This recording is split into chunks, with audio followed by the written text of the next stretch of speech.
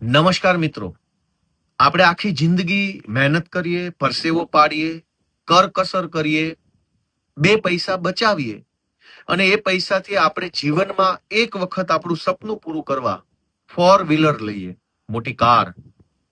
એ વખતે આપણને વિકલ્પ મળે છે કે ડીઝલ વાળી કાર લેવી, કે ઇલેક્ટ્રિક કાર લેવી, કે પેટ્રોલ વાળી લેવી, કે પછી પેટ્રોલ અને ઇલેક્ટ્રિક બંને મિક્સ આવતી હોય એવી લેવી.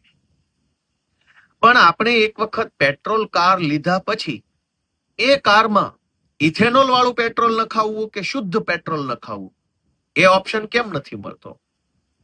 મારી ગાડી છે તો મરજી પણ મારી હોય કે હું મારી ગાડીમાં કયું પેટ્રોલ નખાવીશ. રિલાયન્સના પંપથી નખાવીશ, નયારાથી નખાવીશ, એચપી થી નખાવીશ, કયા પેટ્રોલ પંપેથી કયું પેટ્રોલ નખાવીશ એ ચોઈસ હોવી જોઈએ. અને હમણાં સુધી હતી જ. હમણાં સુધી એવું હતું કે શેલના પેટ્રોલ પંપમાં પ્રીમિયમ પેટ્રોલ આવતું હતું. અમુક જગ્યાએ અનલીડેડ પેટ્રોલ પંપ આવતું હતું, એટલે કે શીશા વગરનું, શીશા વાળું પેટ્રોલ, શીશા વગરનું પેટ્રોલ, પ્રીમિયમ પેટ્રોલ, આ કેટેગરી આવતી હતી. એના અલગ અલગ ચાર્જ હતા. અનલીડેડ નખાવો તો એટલો ચાર્જ, પેલું પ્રીમિયમ નખાવો તો એટલો ચાર્જ. પણ અત્યારે જબરજસ્તીથી ભાજપની સરકાર ઇથેનોલ E20 પેટ્રોલ, એટલે કે પેટ્રોલની અંદર 20% ઇથેનોલ મિલાવટ કરેલું પેટ્રોલ જબરજસ્તીથી દેશની જનતાને આપવામાં આવી રહ્યું છે. આના કારણે બે ત્રણ નુકસાન થાય છે. એક, કે જ્યારે પેટ્રોલ જ 100% પેટ્રોલ નથી, એની અંદર 20% ઇથેનોલની મિલાવટ છે, તો પછી પેટ્રોલનો 100% પેટ્રોલનો હોય એવો ભાવ કેમ? 20% મિલાવટ છે તો ભાવ પણ 20% ઓછો હોવો જોઈએ, કે E20 પેટ્રોલનો ભાવ 70 રૂપિયા, શુદ્ધ પેટ્રોલનો ભાવ 90 રૂપિયા. આ તો મિલાવટ 20%, ભાવ 100%.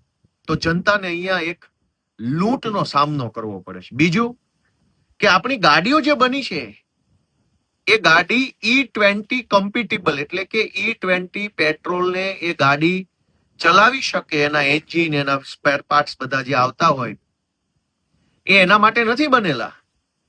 તો પછી આપણી ગાડીમાં જબરજસ્તીથી E20 પેટ્રોલ નખાવવાની ફરજ કેમ સરકાર પાડે છે?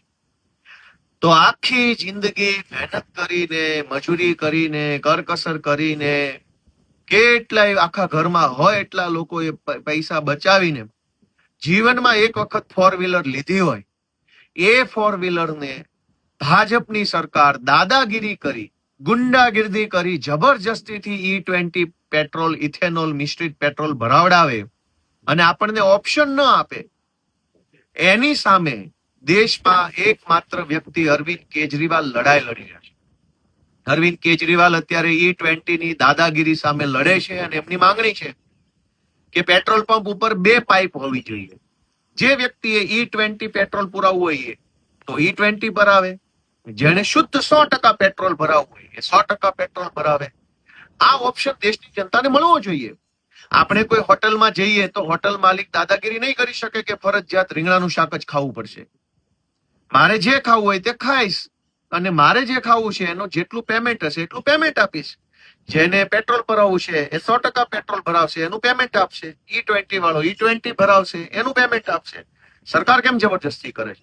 તો આ બાબતે અરવિંદ કેજરીવાલે એક ઓનલાઈન પિટિશનની શરૂઆત કરી છે અને એની અંદર stopE20petrol.com નામની એક વેબસાઇટ બનાવી છે. એની અંદર તમે જઈ અને તમારો વિરોધ નોંધાવી શકો છો, પિટિશનને સાઇન કરી શકો છો. ખૂબ ખૂબ આભાર.